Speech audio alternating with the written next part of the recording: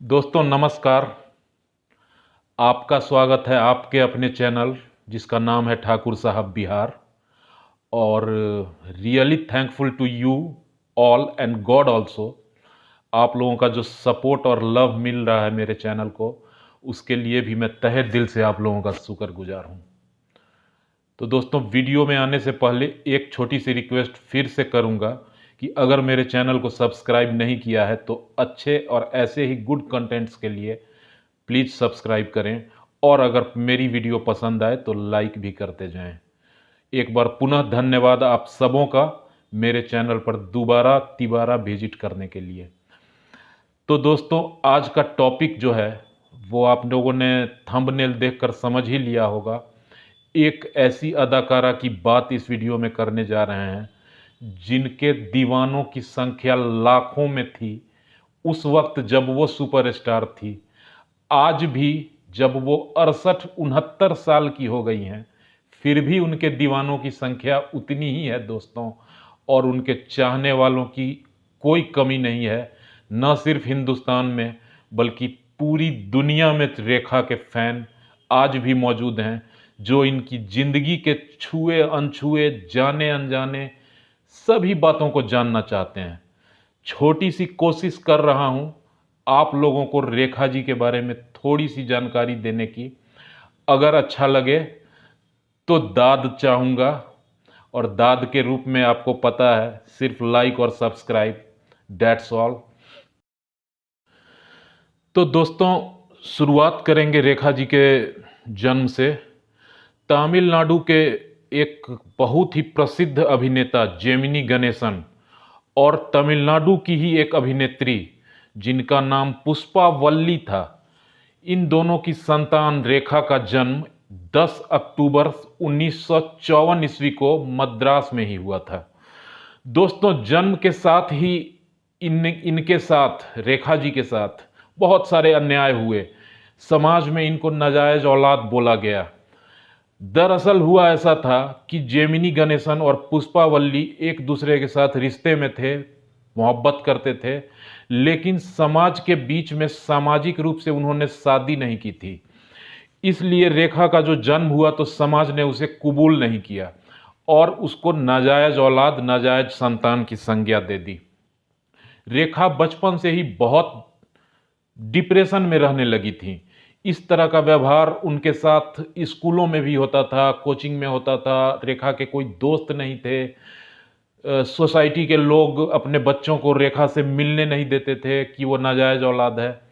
और इन सब बातों से त्रस्त होकर रेखा के पिता जेमिनी गणेशन ने रेखा को अपनाने से इनकार किया, जिसके चलते रेखा बचपन से अपने मां के साथ अलग रहने लगी, मद्रास में ही। तो दोस्तों, मां के साथ जब अकेले रहना शुरू किया रेखा ने, तो आर्थिक तंगी का सामना करना पड़ा। इसके चलते रेखा काम मांगने के लिए मद्रास के फिल्मी डायरेक्टर्स और प्रोड्यूसर्स के यहाँ चक्कर लगाने लगी। लेकिन उन दिनों रेखा इतनी खूबसूरत नहीं हुआ करती थी। रेखा काली थी, रेखा थुलथुले बदन वाली थी। तो ऐसे फिगर वाले को कोई हीरोइन का रोल देने को तैयार नहीं हुआ। लेकिन चूंकि उनकी मां और पिता फिल्म लाइन में थे, इसलिए उन्हें सहायक अभिनेत्री का काम तमिल फिल्मों में मिल चुका था और वो छोटे छोटे रोल्स करती थी।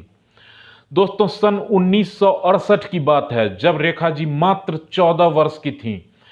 उस वक्त मुंबई के एक नामी निर्माता कुलजीत पॉल, वो अपनी फिल्म अनजाना सफर के लिए एक हीरोइन की तलाश में चेन्नई आए हुए थे। अचानक एक फिल्म के सेट पर उनकी नजर रेखा पर पड़ी। उन्होंने उस फिल्म डायरेक्टर से पूछा, ये लड़की कौन है? उन्हें पता चला ये अभिनेत्री पुष्पा वल्ली की बेटी है। रेखा जी उस सेट पर बैठी हुई थी और कुछ बहुत ही अल्हड़पन से प्लेट में बहुत सारा खाना लेकर खाए जा रही थी। कुलजीत पॉल बहुत ही इंप्रेस हुए रेखा से और उसी शाम पुष्पा वल्ली जी से मिलने उनके घर पहुंच गए। उन्होंने रेखा जी से पूछा, do you want to work in Hindi movie? Rekha ने बोला नो।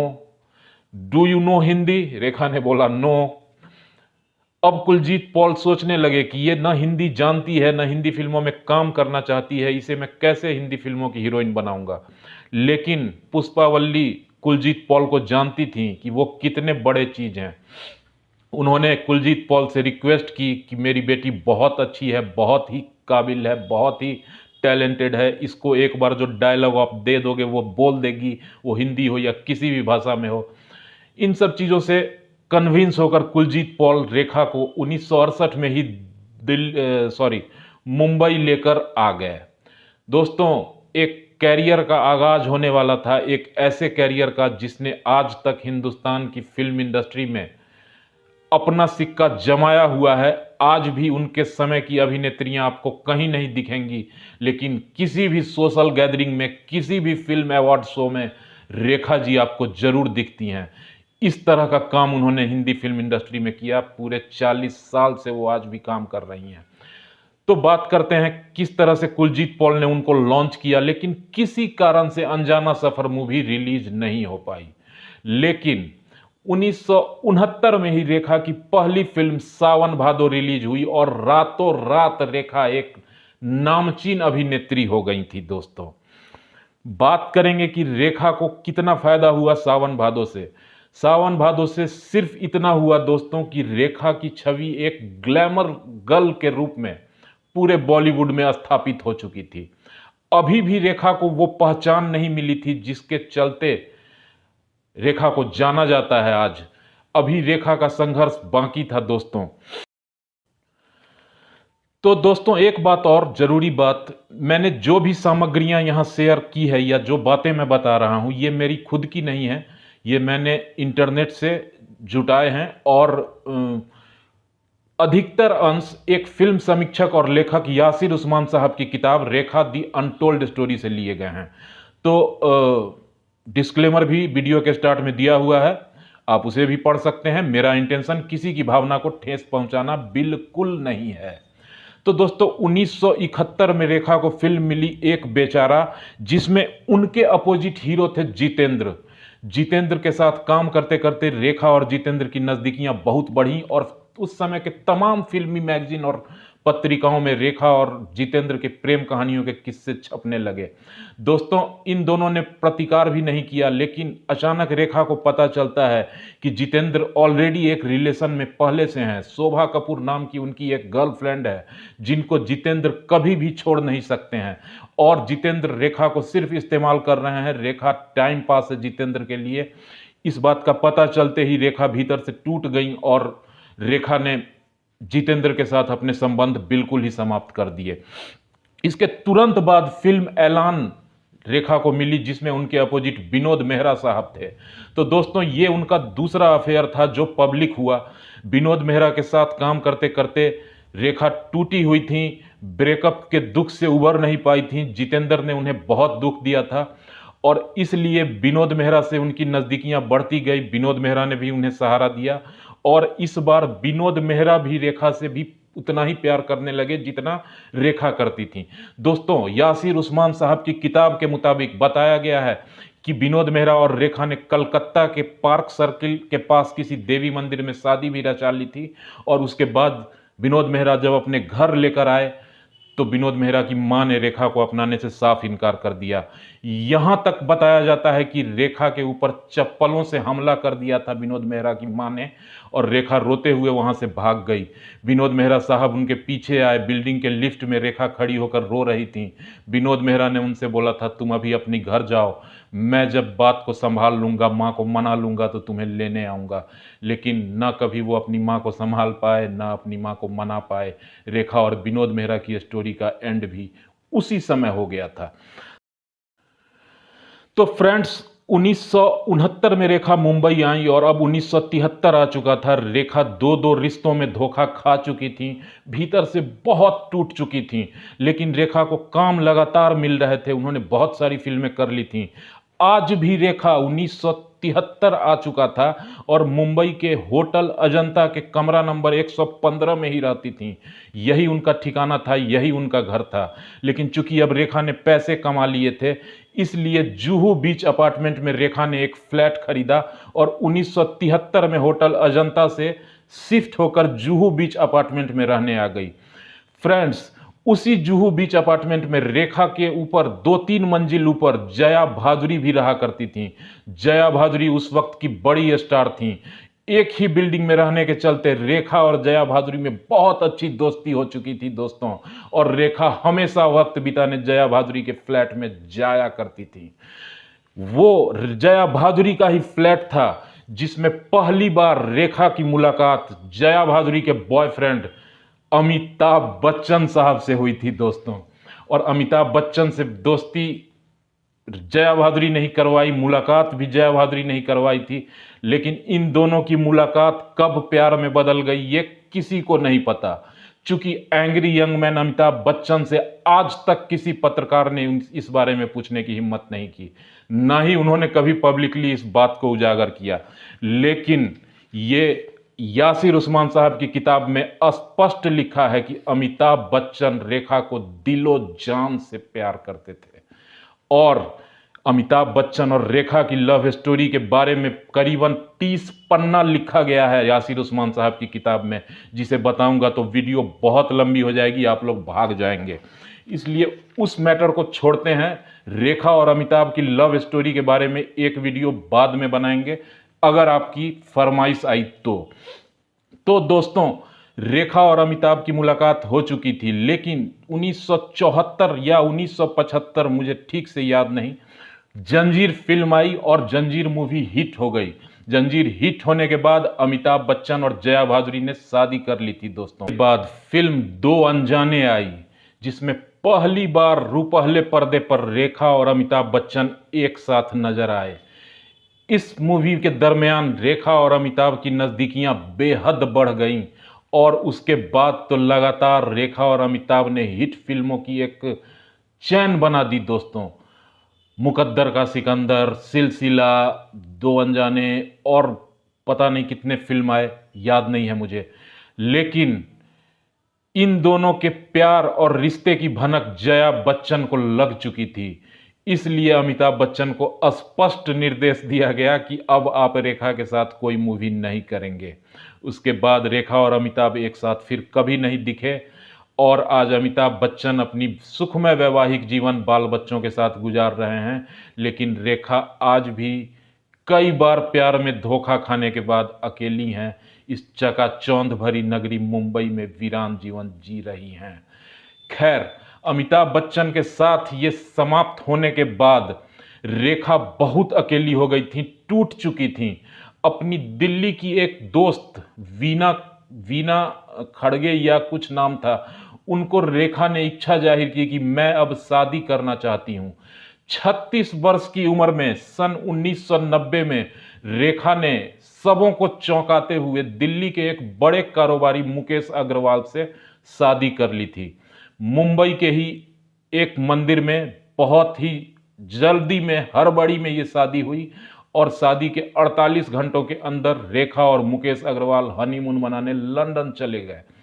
एक सप्ताह की लंदन प्रवास के बाद जब रेखा वापस मुंबई लौटी तो वो बहुत बदली बदली नजर आ रही थी। रेखा ने जो सोचा था ऐसा कुछ नहीं हुआ था। रेखा ने पूरी जिंदगी अपनी मां को सच्चे प्यार के लिए तरसता देखा, और खुद के बारे में भी रेखा कुछ सोच नहीं पा रही थी कि उन्हें प्यार मिला या नहीं मिला। चूंकि मुकेश अग्रवाल शादी के पहले जैसे लगते थे, शादी के बाद वैसे बिल्कुल नहीं लग रहे थे। रेखा इस बात से बहुत परेशान थी कि मुकेश अग्रवाल ने उनसे कई बातें छिपाई हैं। मुकेश अग्रवाल क्रॉनिक डिप्रेशन के मरीज थे और लगातार गोलियां खाया करते थे। वो इलाज करवाने विदेश भी जाया करते थे। इन सब बातों से अनजान थी रेखा। शादी के बाद ये सब जानने के बाद उन्हें गहरा धक्का लगा, लेकिन फिर भी उन्होंने एडजस्ट करना शुरू किया। मार्च 1990 में ये शादी हुई थी दोस्तों, और अप्रैल में आते आते इन दोनों के रिश्ते में करवाहट शुरू हो गई थी। मुकेश अग्रवाल चाहते थे कि रेखा फिल्मी दुनिया को टाटा बाय बाय कर दे, लेकिन रेखा जिद पर अड़ी हुई थी कि वो कभी फिल्म नहीं छोड़ सकती। इन सब बातों से मुकेश अग्रवाल बहुत ही गुस्सा रहने लगे थे और डिप्रेशन में चले गए थे। गोलियां खाया करते थे। रेखा उनको समझाती थी कि मैंने शादी से पहले ही तुमसे कॉन्ट्रैक्ट किया था कि नहीं, मैं फिल्म करते रहूंगी। फिर भी मुकेश अग्रवाल नहीं माने और डिप्रेशन में आकर उन्होंने रेखा के ही दुपट्टे से फंदा बनाकर फांसी लगा ली और आत्महत्या कर ली। दोस्तों, शादी के 6 महीने के अंदर मुकेश अग्रवाल की मौत हो गई, जिसके लिए रेखा को जिम्मेवार ठहराया गया। उनके फिल्मी दुनिया के बहुत अच्छे दोस्तों ने भी रेखा को मुकेश अग्रवाल की मौत का जिम्मेवार बताया। रेखा पूरी तरह से टूट चुकी थी, रेखा के ऊपर बहुत सारे इल्ज़ाम लगे, लेकिन दोस्तों चूंकि मुकेश अग्रवाल ने आत्महत्या की थी और वो खुद से की थी, ये प्रूफ हो गया था, इसलिए रेखा पर कोई कानूनी कार्रवाई नहीं हुई। लेकिन मुकेश अग्रवाल के परिवार के लोग और उनके भाई भाभी सब रेखा को डायन और पता नहीं क्या क्या बोला करते थे, पब्लिकली बोला करते थे। पेपर, न्यूज़पेपर, फिल्मी मैगजीन में रेखा के इज्जत की धज्जियां उड़ा दी गई थी। यहाँ तक कि सुभाष घई, अनुपम खेर, इन सब लोगों ने रेखा को मुकेश अग्रवाल की मौत का जिम्मेवार बताना शुरू कर दिया था। इन सब से रेखा बहुत ही अवसाद में चली गई, लेकिन फिर उन्होंने खुद को संभाला और उसके बाद जीवन में आज तक शादी नहीं की, न शादी करने के बारे में सोचा। रेखा आज भी अकेले हैं और हर सामाजिक जगहों पर, पार्टी फंक्शन में दिख जाती हैं। उनके साथ साये की तरह रहने वाली उनकी पर्सनल सेक्रेटरी फरजाना, वो भी विवादों में रहती हैं। इसलिए कहा जाता है कि रेखा की ज़िंदगी रहस्यमयी है। रेखा जो कि एक छोटे से फ्लैट में रहती थी जुहू बीच अपार्टमेंट में, आज बांद्रा के उस महंगे इलाके में जहां सारे सुपरस्टार्स के बंगले हैं, रेखा का भी एक आलीशान बंगला है दोस्तों। लेकिन वो अलग से ही पहचान में आ जाता है कि ये रेखा का बंगला है, क्योंकि उस बंगले में किसी की एंट्री नहीं है। रेखा का कोई गेस्ट उनके बंगले में नहीं जाता है, न रेखा किसी से बंगले में मिलती है। आज तक उनके बंगले के अंदर की कोई तस्वीर किसी के पास नहीं है, न कहीं मीडिया में आई है। कहा जाता है कि रेखा अपने घर में किसी को घुसने नहीं देती हैं। पता नहीं उनके घर के अंदर ऐसा क्या राज है, लेकिन वो और फरजाना के अलावा कुछ नौकर, बस यही रेखा की ज़िंदगी है। रेखा अपने काम से बहुत खुश हैं, लेकिन अपने निजी ज़िंदगी में बहुत दुखी हैं। लेकिन आज हम लोगों ने रेखा के बारे में जो चर्चाएं की, इसलिए की कि उनकी ज़िंदगी बहुत बात करने लायक, बहुत कंटेंट्स हैं उनकी ज़िंदगी में, और अभी बहुत सारी बातें हैं जो मैं नहीं कर पाया, चूँकि वीडियो बहुत लंबा होने जा रहा है। मैं बंद करना चाहूँगा अपनी बात को। कुछ खास बातें 1-2 पॉइंट में बता देता हूँ। 2012 में कांग्रेस ने रेखा को राज्यसभा में सांसद बनाया। आज तक रेखा काम करती रही हैं। रेखा के अफेयर्स बहुत सारे हुए, लेकिन कोई भी उन्हें सच्चा रिश्ता जो उनको थाम सके, जो उनको विश्वास दिला सके, ऐसा कोई रिश्ता उनके साथ नहीं बना किसी का। वैसे तो नाम जुड़ने के लिए उनका नाम अक्षय कुमार से जोड़ा गया, संजय दत्त से जोड़ा गया, और भी पता नहीं कई नाम हैं, मैं नहीं लेना चाहूँगा। लेकिन रेखा एक मिसाल हैं। बहुत सारी लड़कियां रेखा को अपना रोल मॉडल मानती हैं, अपना आइडल मानती हैं, रेखा की तरह बनना चाहती हैं। लेकिन सोचिए दोस्तों, हमने कहाँ से शुरू की थी। 1954 में तमिलनाडु में रेखा की ज़िंदगी जब जन्म लिया, उसी वक्त से वीरान थी और रेखा बहुत दुख में थी। आज 68-69 साल के बाद भी रेखा की ज़िंदगी वीरान है। इस पर सोचिएगा ज़रूर। मेरी प्रस्तुति कैसी लगी ये भी बताइएगा ज़रूर। और अगली बार प्रसिद्ध चेहरे और सेलिब्रिटीज़ की श्रृंखला में किसी नए शख्सियत के बारे में बात करेंगे दोस्तों। तब तक के लिए अपने भाई, अपने दोस्त दीपक कुमार को इजाज़त दीजिए। अपना ख्याल रखिएगा, मुझे भी दुआओं में याद रखिएगा और चैनल को सब्सक्राइब ज़रूर कीजिएगा। Thank you and good bye.